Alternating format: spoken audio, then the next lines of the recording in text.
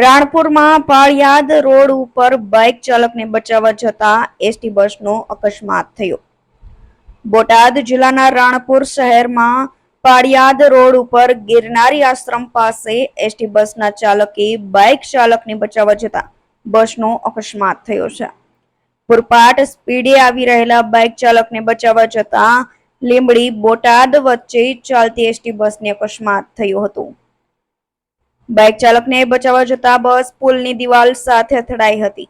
જોકે ડ્રાઈવરની સમય સૂચકતાને લઈને મોટી જાનહાનિ થતા અટકી હતી. એસટી બસ પુલની દિવાલ સાથે ધડાકાભેર અથડાતા દિવાલ તોડીને બસનું એક ટાયર પુલ બહાર જતું રહ્યું હતું અને બસને આગળના ભાગે નુકસાન થયું હતું. જોકે સદનસીબે કોઈ જાનહાનિ થવા પામી ન હતી અને બસમાં બેઠેલા મુસાફરોનો આબાદ બચાવ થયો હતો. તેને લઈને એસટી વિભાગે રાહતનો શ્વાસ લીધો હતો. વિપુલ લુહારનો report, Gujarat national TV news, Ranpur.